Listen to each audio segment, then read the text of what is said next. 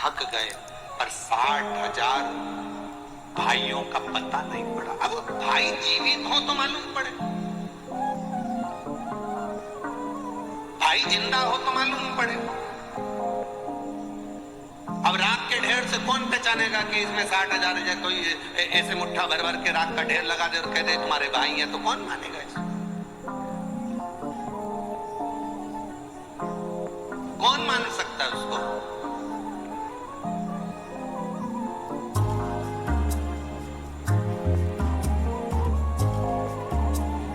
असमंज की आंख में जल भर गए, रोने लगे।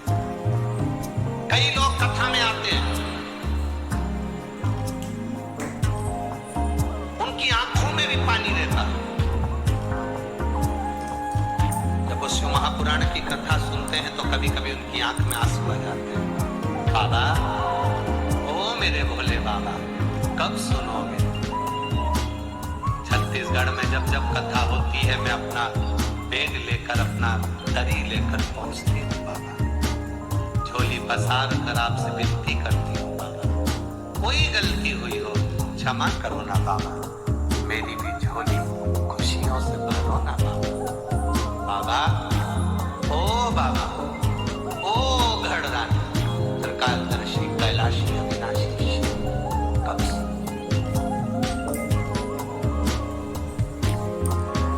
कब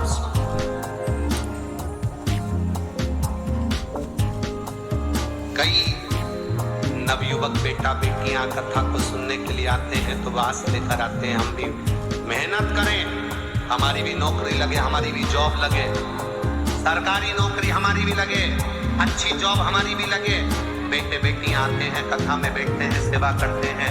मेरा उन बेटा बेटियों से निवेदन है, तुम सेवा करो, काम करो, पर जिस समय पर श्री शिवाय नमस्तुभ्यं बोला जाए और बाबा से विनय करा जाए, उस समय 2 क्षण बैठकर उससे अपने दिल की बात जरूर कहो। बाबा, मैं बड़ी आस लेकर तेरी कथा में पहुंची,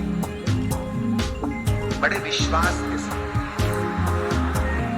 मेरे आस और विश्वास को तोड़ना नहीं, छोड़ना नहीं।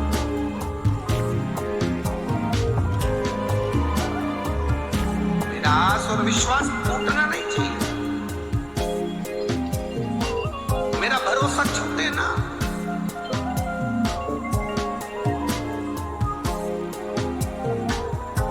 बोले बाबा दया करना। आप भी बोलो, जिनको आता है वो बिल्कुल खुलकर बोलना चाहिए, दबकर नहीं। डर किस बात का? हम हमारे पिता के घर में आए हैं, हमारा शंभू हमारा पिता है, मेरा भोलेनाथ मेरा पिता। मैं मेरे शिव महापुराण की कथा में नहीं, मैं मेरे मायके में आई हूँ कथा को सुनने के लिए। मेरे बाबा दया करना, मैं तेरे भरोसे। मेरे बाबा दया करना, मैं तेरे ना घर के भरोसे, ना परिवार के भरोसे। मेरे बाबा दया करना, मैं तेरे भरोसे। भगवान शिव से अपने दिल की बात को सुनता है। हम तो 2-4 पत्र पढ़ पाते हैं, इतने इतने पत्र लोग भेजते हैं जिन पर बाबा कृपा करा होता है। हम कितने पढ़ेंगे? 2-4 किसी के पढ़ लिए, आ गए। हमारी आपसे कोई जान पहचान तो है नहीं, बस बाबा के भरोसे। तुम बाबा के और हम भी बाबा के, इसलिए लगता है कि बाबा की कथा बाबा ही कराने वाला है। ये शिव तत्व को जानना। ये दोनों बैठे हुए हैं, प्रदीप साहू और काशीनाथ साहू। कभी अभी हम इनके घर में ठहरे हुए हैं। नीचे घर में टाइल्स तक नहीं लगी है, टाइल्स भी नहीं है, नीचे घर में।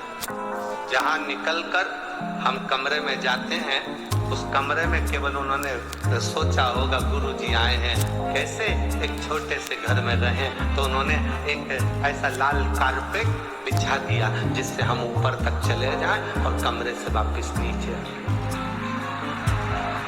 लोग कहते हैं गुरुजी करोड़पति की कथा करते हैं, मंत्रियों की कथा करते हैं, विधायकों की कथा करते हैं, सांसदों की कथा करते हैं। हम उनसे कहते हैं थोड़े दिन में विधायक के चुनाव भी हो जाएंगे, सांसद के चुनाव भी हो जाएंगे और चुनाव के साथ में आचार संहिता भी चलती रहेगी, तो भी बाबा की कथा बंद नहीं होती, चलती रहती है।